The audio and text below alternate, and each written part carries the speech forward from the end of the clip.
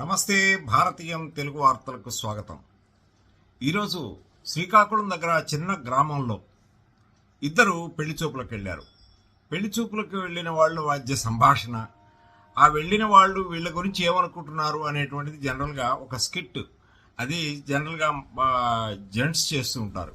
కానీ ఈరోజు మనం స్నేహపరిమళం రజతోత్సవ వేడుకల్లో శ్రీమతి రాధ గారు జాన్వై జెఫ్రీ మేనర్స్ మెడికల్ రిప్రజెంటేటివ్గా పనిచేసిన జీవి సూర్యనారాయణ గారి శ్రీమతి ప్రదర్శిస్తున్నారు. ఇంకెందుకు ఆలస్యం, చూద్దాం పదండి.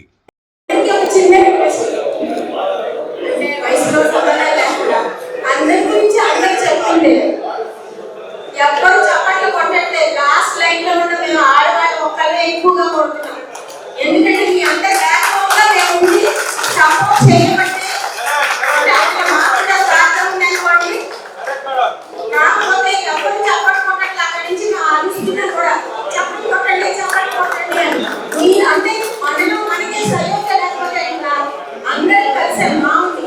40 ఏళ్ళ నుంచి ఎక్కడెక్కడో ఉన్న వాళ్ళు ఆ చెట్టుకి ఈ చెట్టుకి ఉన్న వాళ్ళు ఇక్కడికి వచ్చి కలిసాం. చాలా బాగుంది. కానీ ఆనందం మన తోటి వాళ్ళ పేరు చెప్పినప్పుడు కూడా మనం చెప్పట్టు కట్టుకుంటే కరెక్ట్ కాదు కదా. అప్పుడు నేను ఎక్కువ మాట్లాడితే ఏమనుకోకండి. ఇందాక ఆయన ఏడుకొండ సాగలో వెళ్ళి లేడీస్కి ఆయన చేశాను కదా, ఇప్పుడు నేనే చేస్తానండి.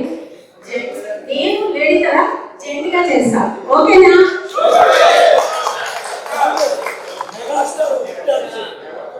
డాన్స్ కాదు సార్.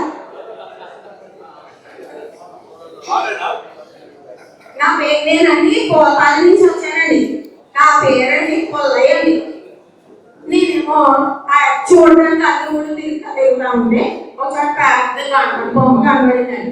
ఇదేంట్రా అంటే గణపతి ఎవరాలో తెలియదా ఏంటి అన్నారండి. సరే కదా అని ఇంత పెద్ద గణపతి అండి.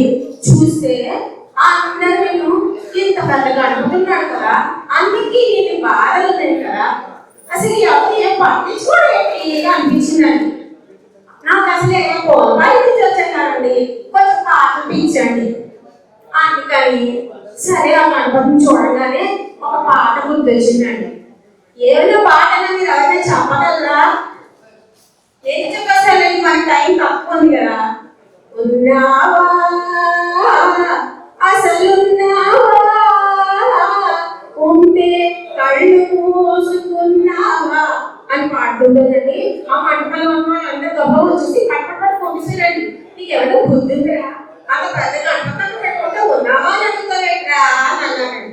ఓ నాయన, నేను అనేది నిజమే కదా అంటూ వచ్చేస్తున్నానండి. వచ్చేస్తుంటే లోపల మా బావకి కనబడి మన పెద్దనాన్ని కోర్టు పెళ్ళిరా మర్చిపోయావా అని అడిగాడండి. లేదురా మర్చిపోలేదురా అంటే పెళ్ళికి వెళ్దాము అన్నాడు. సరే కదా అని పెళ్ళికి వెళ్ళాను. పెళ్ళికి వెళ్తే అక్కడ అబ్బాయి ఏమో నల్లగా దొమ్మ వదిన అంత ఎత్తున్నాడండి. అమ్మాయి ఏమో చక్కగా నాజుగ్గా ఉందండి.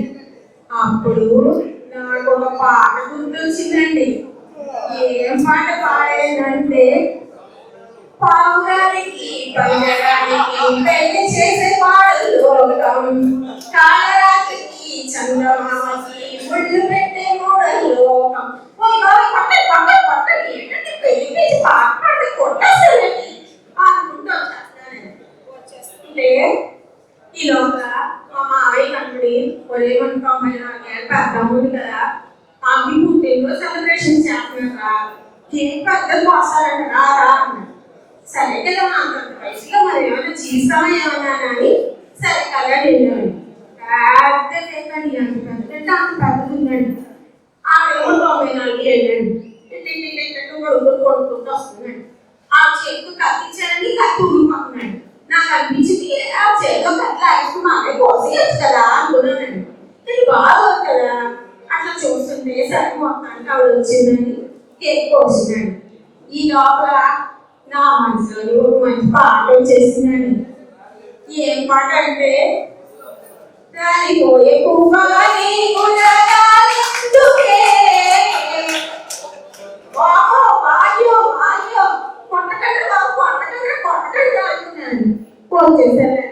వచ్చేస్తుంటే ఇలా మా బాబాయ్ కనబడి, ఒరే నాన్న వాడు చిన్నోడు కానీ చచ్చిపోయాడురా దీన్ని చూడడానికి వెళ్ళాలి కదా అలా అలా అన్నాడండి. అంటే నన్ను మీ ప్రేమకి తర్వాత చూస్తాలే అని అంటే మీ ఆవిడ చెప్పింది కదా మంచివే శవం ఉన్నప్పుడే చూడాలి కానీ తర్వాత కాదు రా అలా అన్నాడండి. సరే కదా అని వెళ్ళాను. వెళ్తే అందరూ ప్రదక్షిణ చేస్తున్నారండి ఆ శవం చుట్టూ. సరే బాగుందా మనం కూడా చేయాలి కదా అని చేస్తానండి. చేస్తా ఉంటే నా లోపల ఒక పాట వచ్చిందండి. ఏం పాట పాడాను మీకు ఎవరైనా చెప్పగలరా? లే లే లే లే నా రాజా లే లే నా ఈ రెండు బాబు కొట్టానండి అనుకుంటూ వచ్చేస్తుంటే మళ్ళీ వాళ్ళే అన్నారు, ఒరే ఇవాళ కాదు కానీ 3వ రోజు దినం చేస్తాం కదా ఆ దినానికి మాత్రం రావయో తప్పకుండా అన్నారండి. అంటే సరే కదా అనుకున్నాను. సరే కదా అని దినానికి వెళ్ళాను. దినానికి వెళ్తే వాళ్ళ గురించి ఏదో అన్ని మంచి మాట చెప్పాలి కదా పోయిన వాళ్ళ గురించి. సరే కదా అని చెప్తా ఉంటే అక్కడ చెప్తానండి. నాకేమో పాట వచ్చిందండి. ఏం పాట అంటే భలే మంచి రోజు పసందైన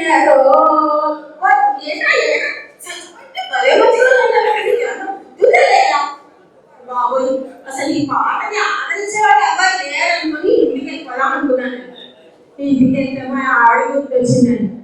ఇన్ని సంవత్సరాల నుంచి నాకు ఇన్ని సేవ చేసి ఉంటారా? అసలు నేను ఎప్పుడు ఒక రోజైనా పాట పాడలేదు. కానీ వాళ్ళు దీనికి మొదటి చూపించిన పాట పాడుతాం అనుకున్నాను. మా ఆవిడ కనపడగానే పాట వచ్చిందండి. ఏం పాట పాడాలో తెలుసా? నీ పాదం మీద పుట్టుమచ్చనే చెల్లెమ్మా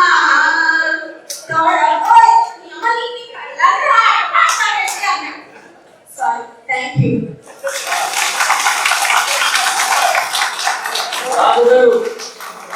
ఆల్వేస్ మోస్ట్ యాక్టివ్ పర్సన్ మరొకసారి ప్రూవ్ చేసుకున్నారు.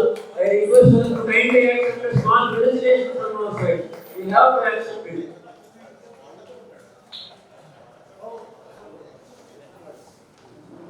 English medium.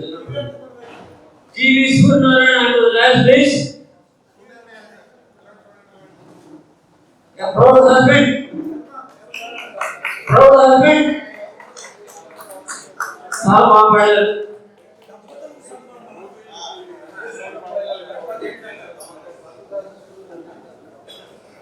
అక్షింతలు వేసే ఇది ఇప్పుడు అవకాశం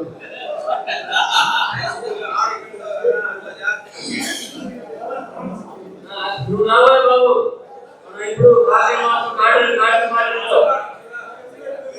పాటలు మ్యూజిక్ చేసుకుని అమ్మాయి అన్నాం.